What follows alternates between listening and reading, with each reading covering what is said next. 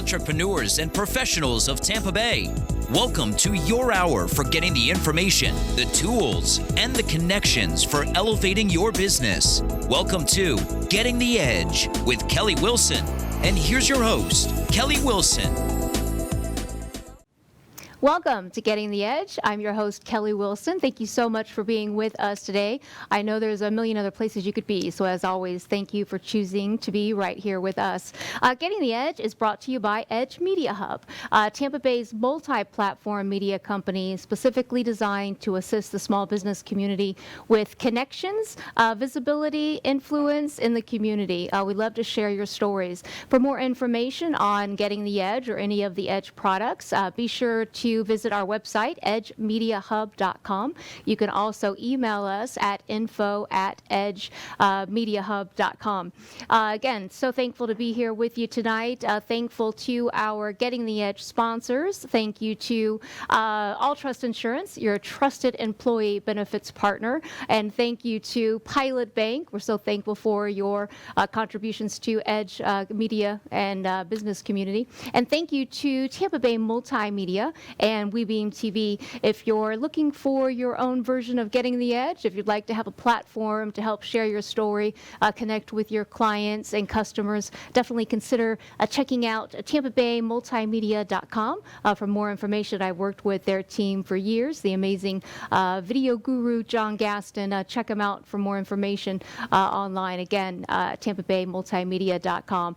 So thankful to be here with you each and every week.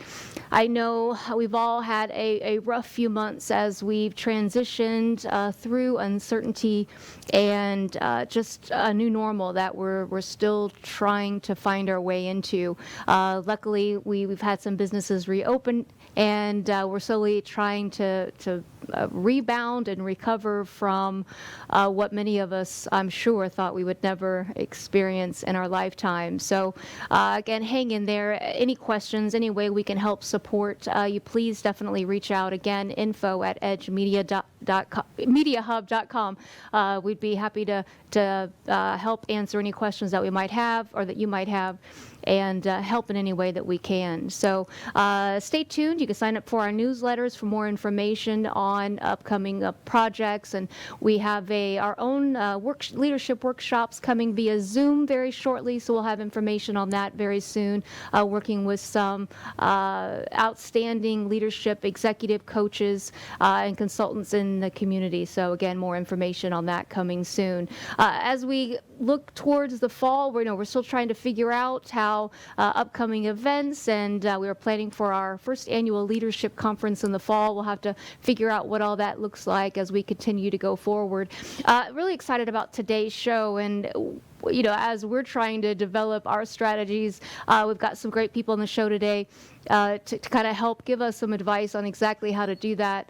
In this two-part show today, we have on one of my favorite people, Dean Moez Limayem of USF Muma College of Business is going to be joining us. Hi, Moez. How are you? Very, very good. Thank you. Hello. I love your background. Where Thank you. It looks like it's graduation time at USF, and this is the least we can do to acknowledge our wonderful students that unfortunately we were not able to meet them face to face and congratulate them on a great year spent at USF. And on their degrees, so that's our support for them. I love it. Thank you. Definitely, it is. It's on such unusual times. My heart goes out to all of those graduating, whether it's from high school, elementary school, middle school, and those obviously at the university stage. It's just so unfortunate that they can't experience that. I guess they're all experiencing it in their own ways. What are you doing for your graduates?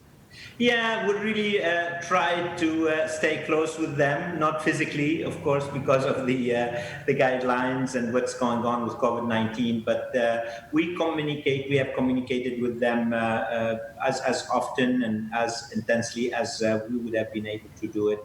We did several ceremonies for virtual graduation ceremonies where we acknowledge them. Their names were read and displayed on the screens. We acknowledge that's probably not the best possible way, but given the circumstances, I hope we showed them how much we appreciate them, how much we're proud of them, and also reassured them that at USF and especially at the Muma kind of business, what we always tell them is we offer a lifelong warranty on our degree. So if at any point in time they need help, we will be there for them.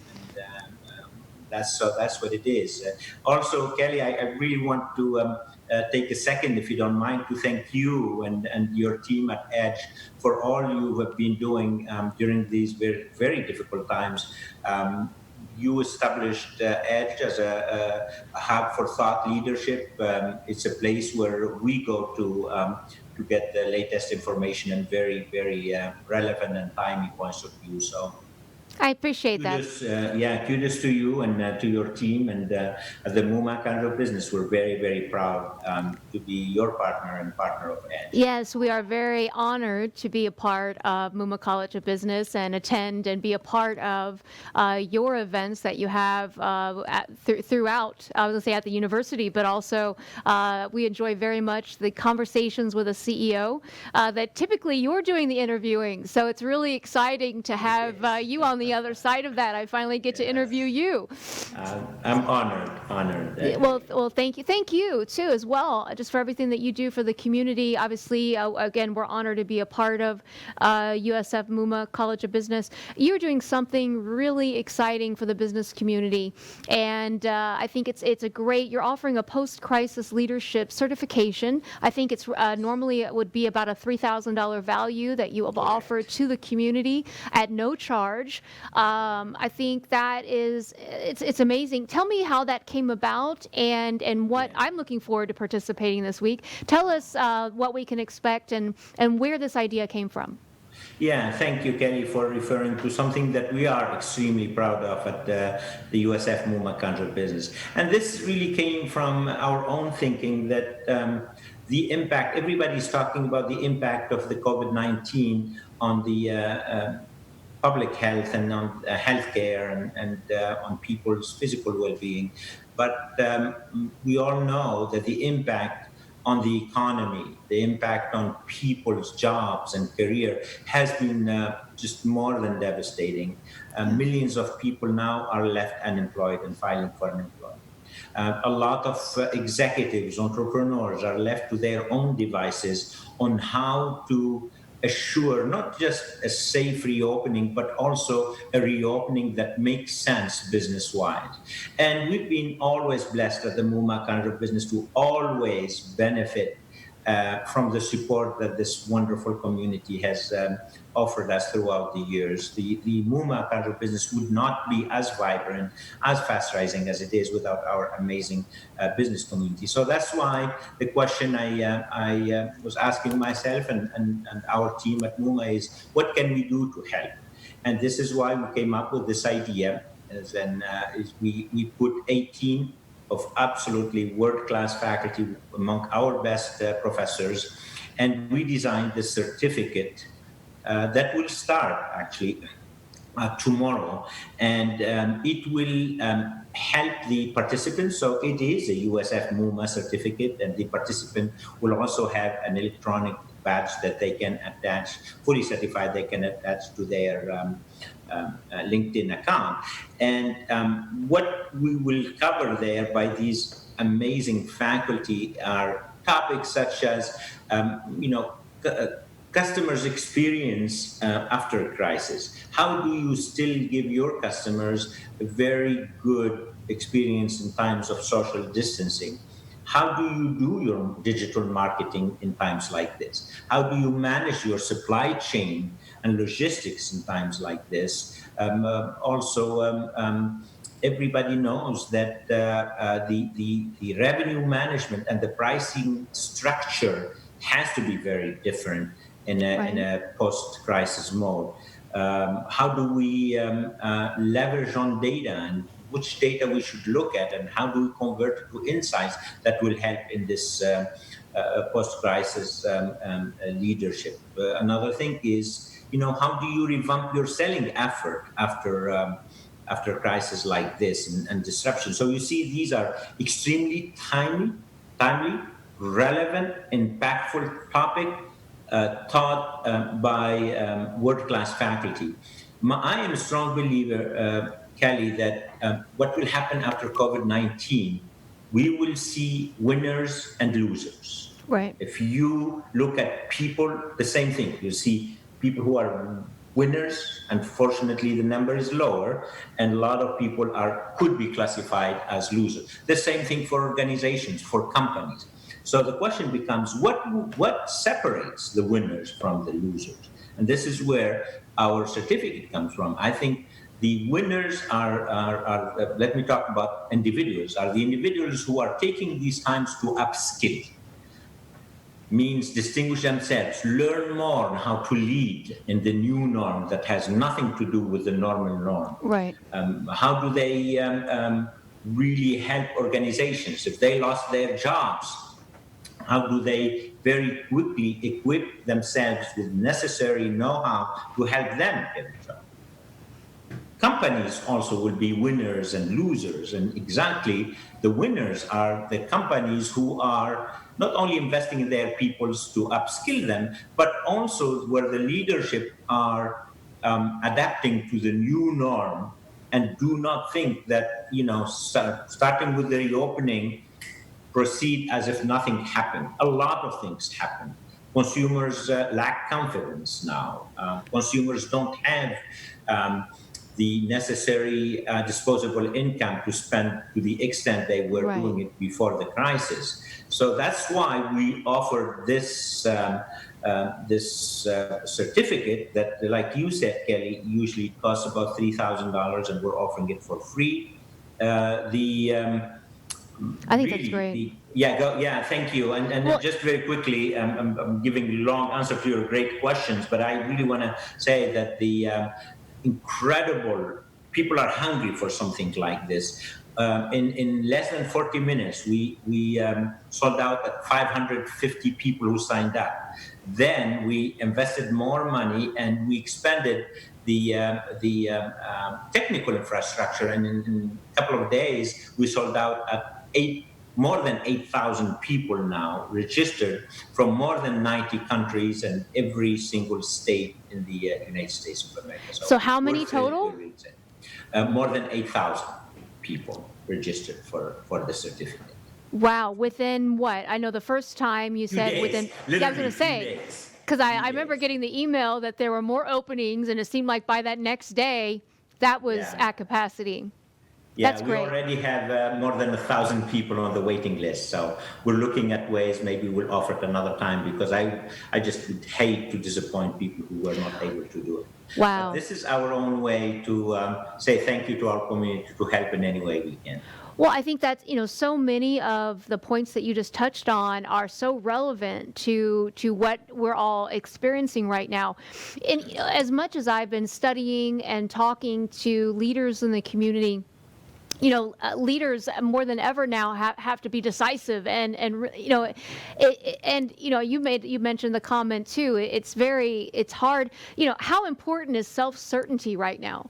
We have to be like self leadership almost, in a sense, prior to being able to lead others. What tips and can you offer for those leaders to first focus on themselves? Yeah, I think it's really important. First of all, we go back to the basics. You need to take care of your emotional well-being, your physical well-being, so that you can take good care of your team. If you're not physically fit, if you're not mentally fit, you're not going to be a very good leader, Kelly. This is almost, very common sense. Right. But I think this is the time, like you, for example, you're proving your leadership. You're looking for great opportunity to learn more. And this is exactly what I am doing too. Every time I have a chance, I want to learn more on how to adapt to the new norm. I tell you, Kelly, the new norm will be so different, and it will. If we go to that new norm, expecting it to be like the normal norm, that's what will lead us to be among the losers, and that's why it's so important. The other recommendation and advice I give to our leaders from the business community in the Tampa Bay area is please keep close to your team. And I do not mean physically because of what is going on, but emotionally, and provide them with the necessary support, provide them with the ways and means that they can upskill and help them. These are very difficult times, and even if you have to furlough some of your employees, still you can show them a lot of care and help them in any way you can. Another also advice that I've been giving to all our friends from the business community, when things start reopening, hopefully, and we will get back the confidence from our consumers. Don't look to start making profit, and profit should not be your short-term goal. Actually, your short-term goal would be to get the customers more on the revenue, maximize the revenue. The profit will come later. You're in no position now to start going to the levels of profit the way you were pre-COVID-19. Right. And if you think so, unfortunately, that will be the on the loser side. Exactly, the loser sides. And, stay close to your customers too. And more importantly is rethink the way you do business. Rethink your product.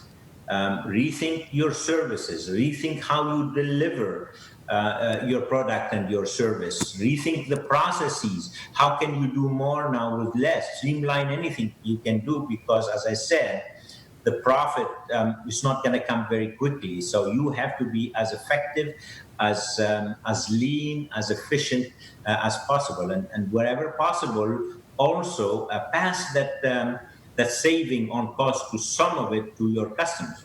Great examples from insurance companies who, because of the COVID-19, people were not driving that much, so not many accidents, thanks God, and Right. that's why they saved a little bit of money, and they transferred some of that saving to the customers. So these are common sense, but will make a huge difference. No, it is great to see some of the businesses, like the insurance companies. I know the electric companies, some of the phone companies that have Yes. really gone out of their way and probably taken a hit themselves just to be able to provide and be compassionate. And a couple things I wanted to touch on. Leading from the heart, I think. I think over the years we've gotten in. It's so much more acceptable for leaders to show vulnerability and be and empathy and have empathy for their team and those that they lead. I read somewhere just recently it said people will always be more influenced by the power of your example more so than the example of your power. And I love that. I thought that and it's so true. And I think this is just another example of where it, leading from your heart versus just showing power is even more important than ever, and more acceptable and more I was trying to think of the word I'm looking for, but it's more suggestive. More of a profitability type of Right. Points of view. I think that's what you're trying to say. Right. It is so true, Kelly. This is the time more than ever before where we have to be kind to others and when we have to lead. I always believe in leading by example, but this is time where it's even more significant. One of my principles, Kelly, in leadership that has always paid dividends for me is never ask anyone in your team to do something that you would not do yourself. Right. I think that's really the essence of leading by example, and try to inspire others. Put yourself in their shoes. That empathy is so important here, more than ever before. So this is what I call genuine leadership. Right. This is the time. This is the time. This is again going back to our main theme today. That's what will separate the winners from the losers. I like that. One of the things what can leaders do to turn, and it kind of goes back to being on the winning side or the losing side, what can leaders do to turn adversity into advantage?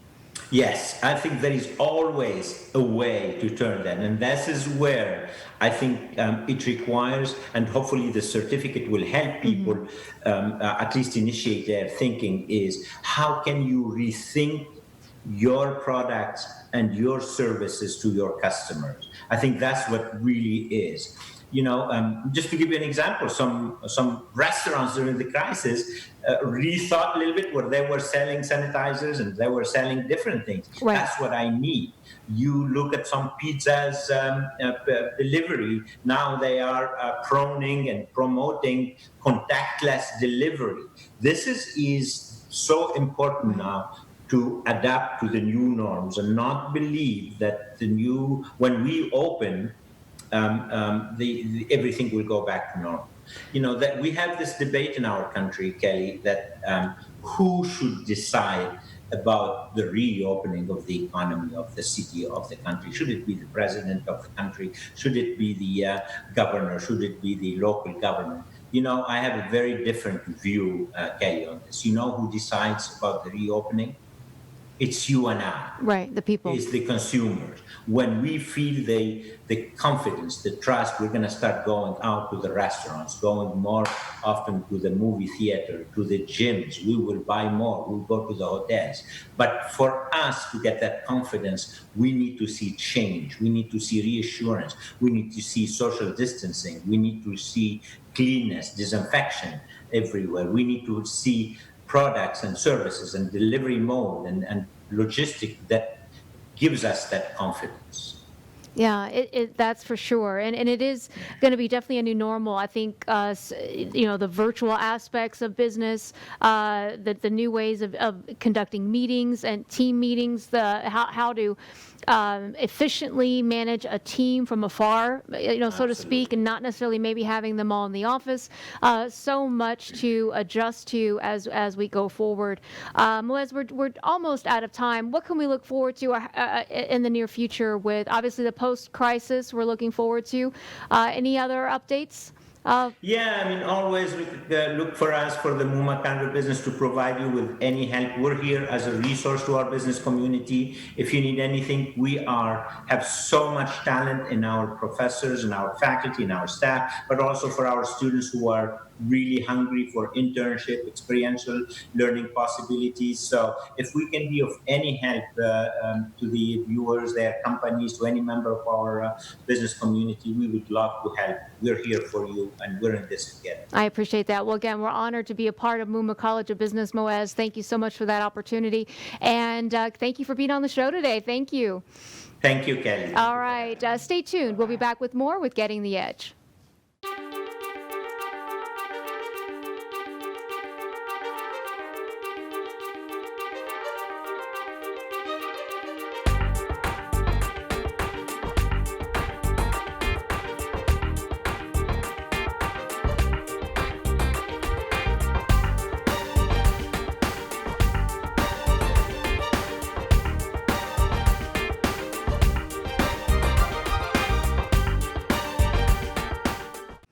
Welcome back to Getting the Edge. Thank you again so much for being with us today. Thank you so much to Dean Moez Limayem, USF Muma College of Business, for being part of the show, and the first half of the show. Dean Moez is just an amazing. I've watched many and participated in many interviews that Moez has been a part of. So it was great to actually have him on the show today and be able to ask some of the questions that we're all needing to know as far as leadership. So again, thank you so much to Moez Limayem, USF Muma College of Business. Definitely, I know their wait list is quite lengthy for their post-crisis leadership certification that's coming up soon, but definitely you can reach out to them, take a look at their website, and maybe they did mention they might be doing that certification again at some point later in the year. So excited about our second part of the show. You hear me talk about Alltrust Insurance quite often, your trusted employee benefits partner. We talk about them a lot on the show, and I'm really excited to have with us today Adam Hertz, who is the Executive Vice President for Alltrust Insurance. Hey, Adam, how are you? Hi, Kelly. Doing great. How are you doing? I'm doing great. It's Nice to see you. Nice to see you. It's such an adjustment doing everything so virtually. I know this is a It new normal, absolutely is. as Moez and I were just talking about, but it's gonna I'm so used to having people in the right next to me. But anyway, I'm Yeah, away I from agree. I'm afar. not used to doing meetings from my kitchen either. So Definitely new normals. That's been quite the topic of the day. Well, there's so much I want to talk with you about, but talk about Alltrust Insurance a little bit and the benefits of being a part of the Alltrust family. And you've been with them 17 okay. years, right? 17 years, yes. Yes. So tell us a little bit about Alltrust Insurance. Okay. Yeah, so hello, everybody. I started at Alltrust, like you said, Kelly, about 17 years ago. It's been an awesome ride. Actually, it's my first job out of college. It doesn't happen often, I don't think, that people stay with the same firm or job right away. But it's worked out great for me. And the reason for that, Alltrust is a benefits-only shop, or was for years and years. About a few years ago, we sold to a private equity firm. So now we have the capabilities of $1 billion company, the fifth, sixth, seventh largest in the world, but still function as a regional firm that has all the mom and pop capabilities and the hand holding for our clients. Now did open up a little bit of avenues as far as, some property and casualty insurances and other lines that we never had access to. But Alltrust is located in Palm Harbor. It's our main office. We have a location in Lakewood Ranch, a location in Orlando. And again, we're here, kind of a white glove service benefits firm that's here to help our clients with everything that goes on and become, it's kind of cliche, but a function of their HR department. Well, and you have different products and packages for all different size businesses. One of the things I think was so great about Alltrust was the fact that you are very personalized. You offer a different type of more unique, I want to say boutique, but not necessarily boutique, but just more of that unique, individualized custom relationship with. What is some of the experience that you've had we keep talking about new normal. How have you adjusted, or what type of feedback are you getting from your clients? How has the last 2 months been for Alltrust and Adam Hertz? It has definitely been an interesting time. I'm sure it has for everybody that would be listening to this call. The last 2 months, things have changed tremendously for us in the fact that there's a lot of new questions that are coming up and things that we're needing to learn about to make sure that our clients understand what's happening and the best way to handle it. The good thing for us is about a year and a half ago, we implemented work from home programs for our in-house staff. So we had the IT infrastructure, we had the phone systems, everything in place really to be able to handle something like this, obviously not knowing that it was coming up. But from our client standpoint, nothing has really changed. From a service standpoint, all of our account managers, all of our account executives are there to help with everything just the way they were before when they were working from the office 5 days a week. As far as being boutique and kind of specialized, our firm was built on holding the hands of our clients and really helping them with everything that goes on in relations to their benefits program. So whether it's billing issues or claim issues or, anything that's happening, we're there to help with that. And none of those things have stopped because of what's going on today. Obviously the big changes for us are like what we talked about. Now instead of me being in person face to face on a daily basis with my clients and with my prospective clients, I'm doing everything from my kitchen now. But workflow has actually gotten more intense, to be honest with you. We have calls on a daily basis every day from clients about how to handle specific things that they were never dealing with prior to all this going on.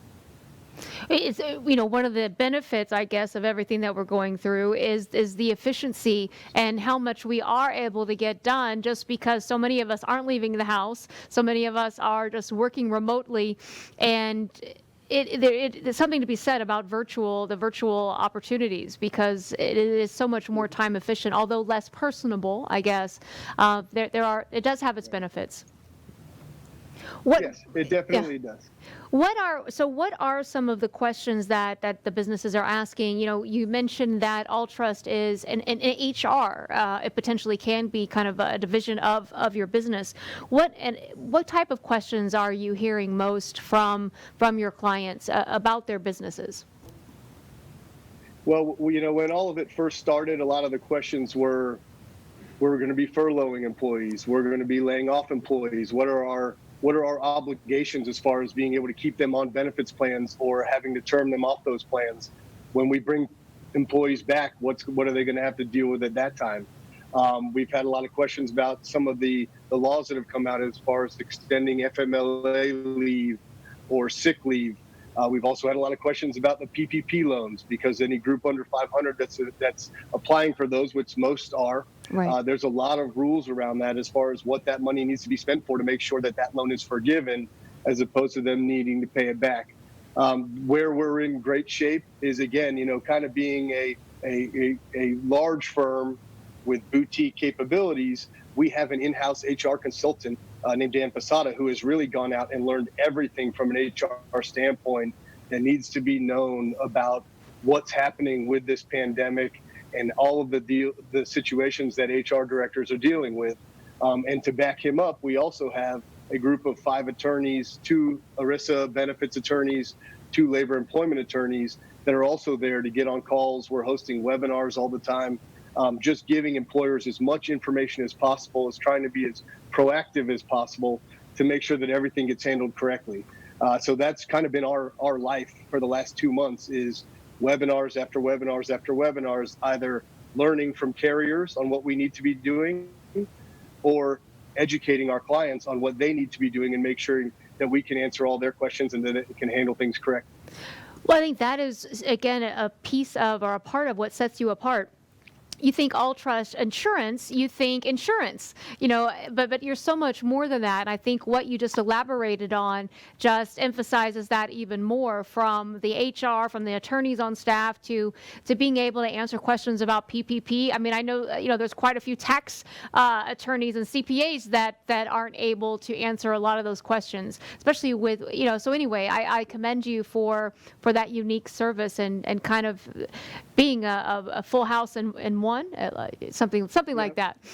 Yeah, thank you, Kelly. Yeah, you're right. I mean, it is the insurance. We are Alltrust Insurance. Benefits is how we make our revenues, but it's probably one of 5 or 6 components that really is what our business is about.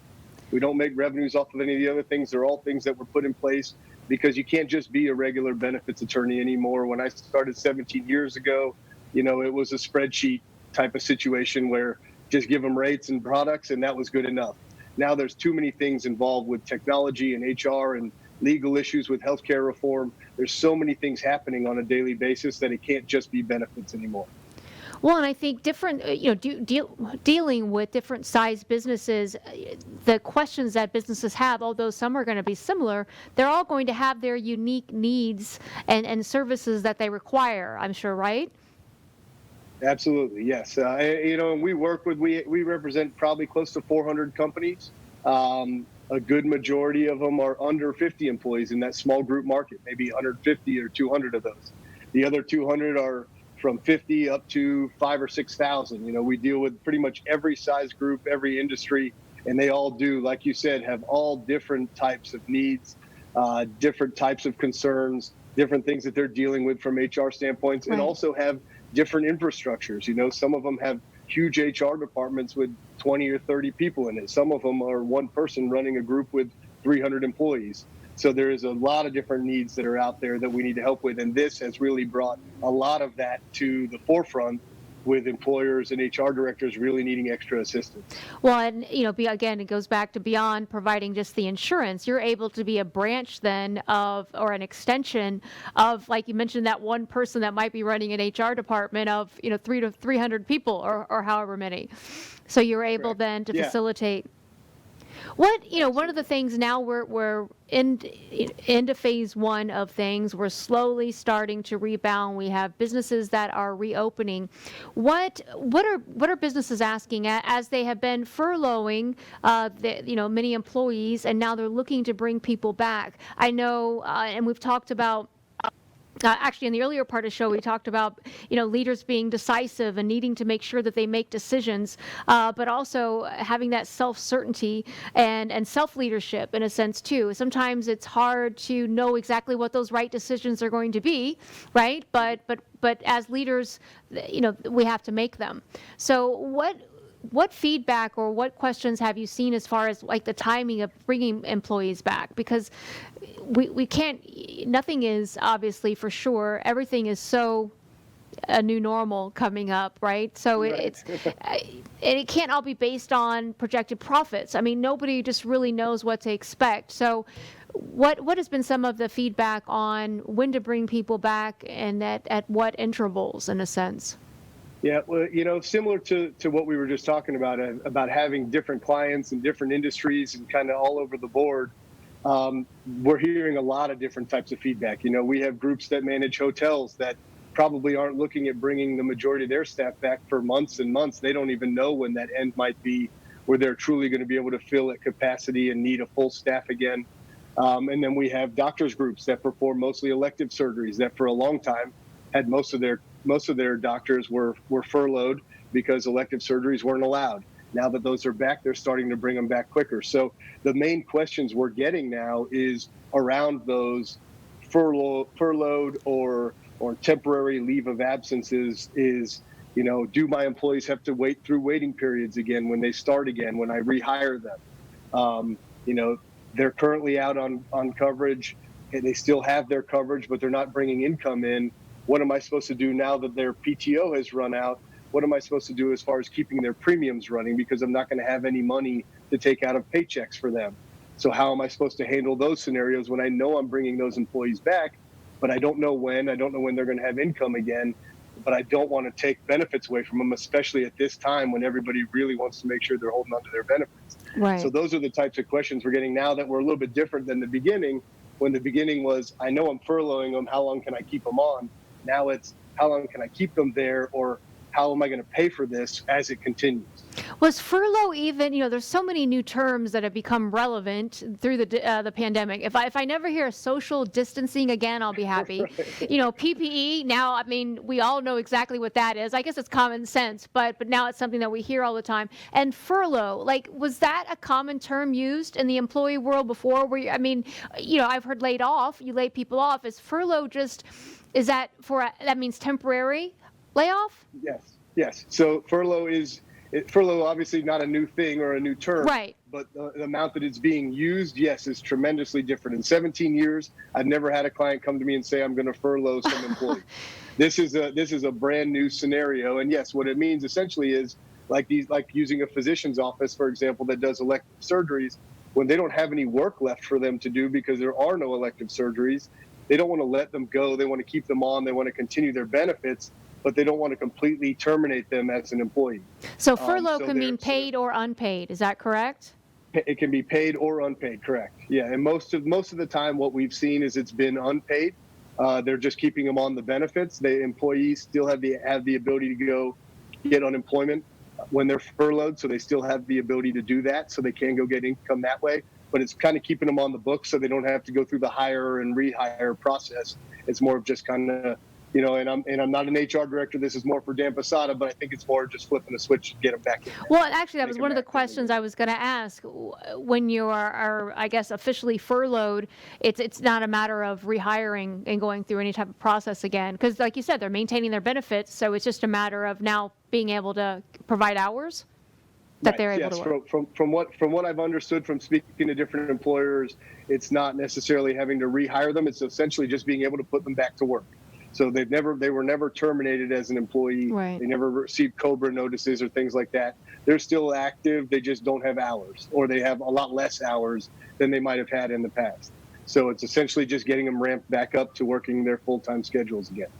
So how do you see this affecting, and again, I guess that's what I was going to add too, because the reason I initiated that question too, because trying to decide when to bring people back, the last thing you want to do is furlough them again. But trying to decide, crisis leadership is really about looking beyond just the present and really looking at next week, next month, or even next year, and trying to decide at what point and at what demand are we going to need people. I guess elective surgeries, different things like that, because there's such a backlog of them, those types of businesses I think will be able to identify a little more quickly of what they may need. But when you're looking at maybe potentially a restaurant or just a regular business that's not regular, because but you know what I mean.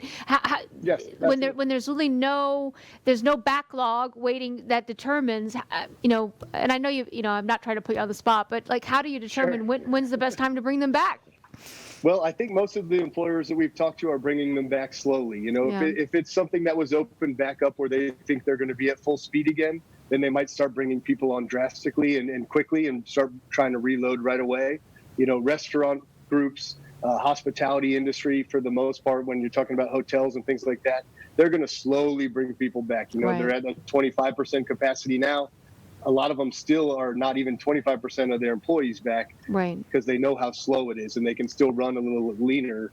As things ramp back up to 50 and 75% and then full capacity, then that's when you'll start to see everybody come back. But all employers still have in the back of their mind that the CDC is talking about there's a chance that everything spikes again in the fall when it gets a little cooler, and there's a chance that all this goes back. And like you said, a lot of employers don't want to bring employees back off of furlough or rehires, and then in 3 or 4 months from now have to deal with that process all again.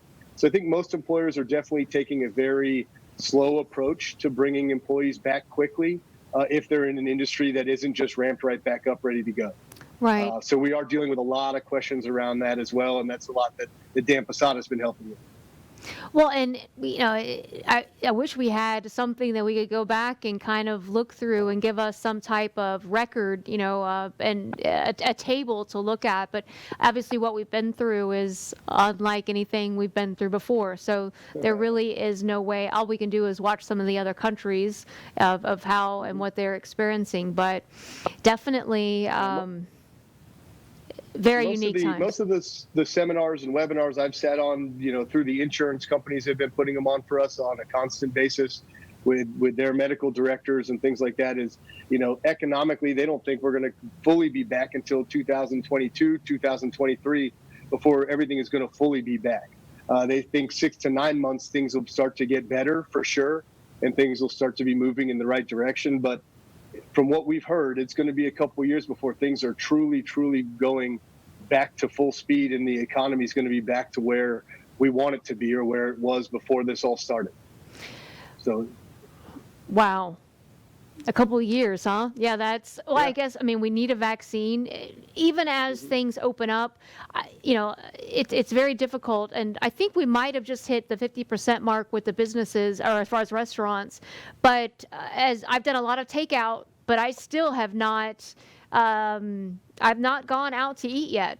I quite a bit of takeout, and I live in the Hyde Park area, and one of the great things that they've done in the Hyde Park community of South Tampa is they've closed the roads in order to allow the businesses to expand out into the street so that they could have additional tables. And I think that's maybe one of the only ways they were able to kind of, I don't want to use the word thrive because I don't know if they're thriving, but surviving or actually able to maybe hopefully prosper a little bit through that first period. But it's packed. Like, I believe they're all social distancing, but they're not right up on each other. But I walk every evening through that area just for exercise, and it's packed. And those people are a lot braver than I am. And not that they're not all going over and above the recommended hand washing and sanitizing. I'm sure they are, but that there's just something, I'm just not ready to do that yet. And I'm one of those that kind of braved it when it first came out. I'm definitely someone who likes to be out doing things a lot, and so being stuck in the house for a couple months was tough. My wife and I did go to our local Beef O'Brady's at the front of the neighborhood when it first opened, and it was very strange. Like you said, a new norm. Everybody, there was line a little line they had set up to go in, and the waitresses all had their masks on and gloves on, and the tables were spread apart very, very far from each other. So we felt pretty safe in there. But it is a lot different. Just like everything else, it is a lot different. You're right. And again, I think, like, just as we talked about before, until there is a vaccine, or, like we do vaccines for measles, or what is it, rubella? I'm trying to think of some of the other vaccines, smallpox, maybe, until we have something like that where, and who knows if we even will, I mean, the flu has not, I mean, obviously there is a vaccine, but it's not anything that's 100%. So I don't know. I mean, it's just it's all so uncertain. And yeah, it is. You're right. Who knows what we'll end up with? Like you said, the flu has a vaccine. You could get the flu shot and still get the flu. Right. I mean, we could be in the same situation here with this. Hopefully they can find something that's an actual cure for it. So if you get it, you don't get it, but it doesn't look like that's something that's going to happen anytime soon. Right now, we're just rooting for a vaccine, hoping that'll work. Interesting and totally off topic of anything, but I was reading somewhere recently that during the late 1960s, I guess around 68, around Woodstock, that there was actually a flu pandemic going on around that time, but nothing closed down, nothing happened like it is now. I want to say over 100,000 people died throughout the United States, but the Woodstock went on. All these different things went on, and I don't even remember, I love history, but I don't remember even knowing that there was a pandemic during that period. Did you know that? Right. No, well, not to give my age, but I was not born yet during. Well, I wasn't either. I definitely don't remember what happened then. My parents were there, and maybe they didn't close things down. Okay, let me clarify. I was not around then either. just to make sure. I wasn't saying you were, but no, yeah. Well, no, I haven't seen anything like this before. I mean, it's definitely it's definitely an interesting way. I understand why they're doing it. I do understand parts of what's going on. I've talked to a lot of physicians about it and gotten their opinions on it. Yeah. And it seems like it is something that needs to be controlled, and Absolutely. it makes sense what they're doing. But I'm not saying otherwise. Yeah. When truly to come back is what's going to be tough. I mean, especially those that are at risk, when they truly can get back out there, is going to be an interesting situation. Yeah, well, and we've all had to adapt and pivot in ways. I mean, even with Edge, we look forward to doing our magazines every 3 times a year. It was most with everything going on, we had to postpone our spring summer issue and really just focus on the fall. It'll be interesting to see how we're able to do events going forward. Our first annual leadership conference we were planning on for this fall. It'll be really interesting just to see how some things play out. I do look forward. We're implementing, we'll be launching, I think June 2nd is be our first date, where we're going to be doing different leadership webinars, where we're bringing in different leadership consultants to try, which will be interactive and questions, and I think we're going to have them in the evening. So we'll be talking about that a little bit more, but it's interesting, just from, like, all of us have really just had to pivot and adapt and just try to make the necessary adjustments where needed, whether we wanted to or not. So yeah, absolutely, you are correct there. And I think actually it's interesting. Moez, who was on the show earlier, was talking about there will be a completely new normal. You'll have those on the side that are winners, and you'll have the losers, and really those that are. He was very blunt about that, but those that are going to adapt and really try to pivot and adjust will be the ones on the winning side at the end. Believe it or not, through all this, we think that this is actually, from a business standpoint, and that's the only thing, but from a business standpoint, it is actually going to end up probably being good for a firm like ours. Unfortunately, there are companies out there like ours that are one-person shops that don't have the capital or the resources to truly be able to help their clients through something like this. Right. And I think it's going to open the door in a lot of ways for them, some of them possibly going out of business, which is very unfortunate. Obviously, I wouldn't wish that on anyone. Right. Or just not having the resources in some of these larger companies, realizing that they might need to be with a firm that can give them some more guidance and assistance, because we know this is going to continue for a while.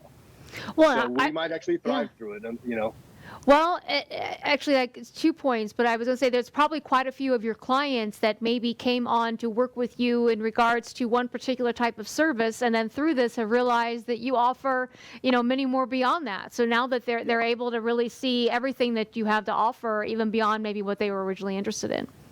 Absolutely. We're seeing that all the time, and we are seeing clients that are truly appreciating what they're getting now, because we've had some clients already switch over that were with other firms that have come over to us just by the amount of information and resources that we were providing them as prospective clients. They saw such a difference that they moved over during all of this, which is kind of interesting. You wouldn't think this would be a time to make a move like that, but people need the help. It's something that needs to be done, and people need help, and now it's actually working out in our favor at the moment.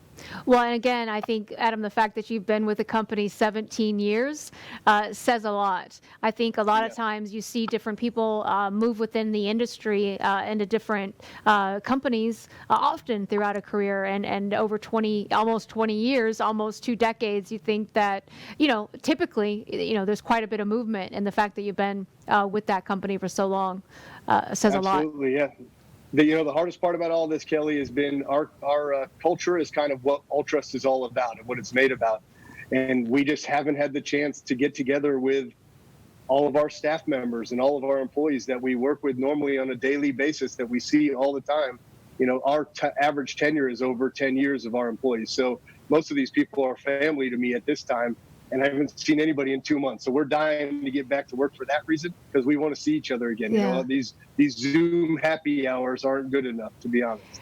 Yeah, it's just not quite the same. I am as equally as introverted as I am extroverted. So I'm a home person, but I feel like I live quarantine most of the time. But this is driving me crazy. It's one thing to kind of have a choice to stay in. It's another to Right. not. But Yes, I do agreed. commend you. You have young children as well, don't you? Yes, How old I are have 3. You have 3. How old are they? They're one's 13, one just turned 12, and one's 9 years old. About Okay. to turn 10. Because I have to give credit to all the working parents out there. I feel fortunate at this point to have, mine are older. My youngest will be 20 almost a few weeks. But those with young kids at home, it has to be in a, it's definitely a unique time. It certainly is. I was always good at math. I was never an English person, so having to go back and help my 4th grader with English is terrible. I'm having a really tough time with it, I'll be honest with you.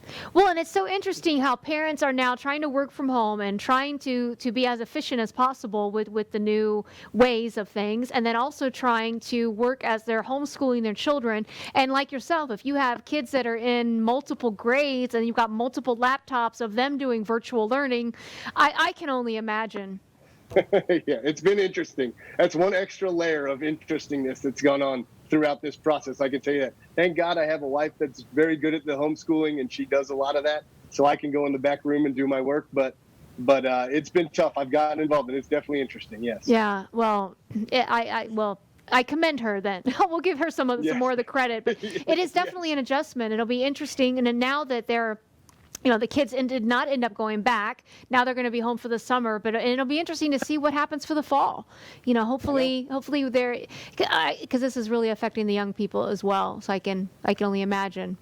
Yes. But the parents are going to go crazy too if some type of normalcy doesn't resume at some point in the near future. It has to.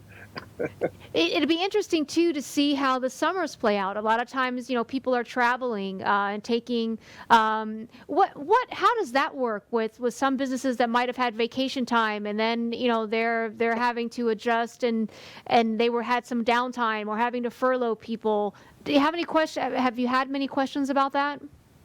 I haven't gotten. Most of the questions I've gotten is around bringing people back. As far as the PTO, a lot of employees have used their PTO now to continue being paid if they were furloughed or being put on unpaid leave. They use their PTO up so they could continue having money coming in at that time. I have some employers who are not allowing employees to take their PTO at the moment, that they're having to defer it and telling them, you got to wait a little bit until things get ramped back up because we need you here. We're down to kind of the skeleton crew and we need you around. So we have seen that too, which I don't know if that should be being done, to be honest with you. Yeah. Well, it makes sense. But yeah, they need people around right now, and they're down to, you're down to 10 employees that were running a company that had 100. Right. You need those people there. Yeah. Well, and where I think, and hopefully too for our community, so much of the summertime was usually downtime. The spring was usually pretty busy, and the summer was calmer as families travel, school, kids are out of school. It'll be interesting to see how the summer plays out, and just how businesses are functioning from a smaller business perspective, from more of the retail and restaurants, and it'll be interesting to see how that plays out, because I don't know that too many people are going to be rushing to travel. No, I don't even think as so. some bands I don't start think to so. lift. So I know that we're not. so I know that we're not. We don't know what's going to happen financially here for the next year or two. right. So we're budgeting as if we need to be very cautious for the next couple years, probably. Yeah. Well, I think that's a very smart thing for many of us to do as we go forward. I mean, we really just we have no way of knowing what's to come. So I think all of us being as aware as possible as far as our spending and just everything that we're doing is, and from a small business perspective. So Absolutely. yeah, it'll be interesting to see. So Adam, it'd be great to bring you on a little more often, and we can talk about what's going on in the Alltrust world, and what questions are you seeing, and how we can maybe share some of that with our community on those most asked questions. Would absolutely love to. I appreciate you giving me the invite to be here. I know I had a tough act to follow. But I'm glad that you asked me on. I really appreciate it. Actually, the dean is a very hard act. Dean Moez is amazing, but you were too. You are too. Thank you so much for coming on, and thank you for being a part of. I pulled out your article of the dedicated sales executive, and that was really to commend you for your 17 years of service. So again, thank you for being a part of the show and being with us, and we're definitely going to bring you back on more often. We have all of your website and information on the screen as well. So for more information, any questions in regards to all the products and services that Alltrust has to offer, make sure you reach out to Adam Hertz, and he can answer all those questions for you. Adam, thank you so much. Thank you, Kelly. All right, we'll see you soon. Thank you so much for joining us for Getting the Edge. We'll see you soon. Until next time, never stop dreaming. Thank you.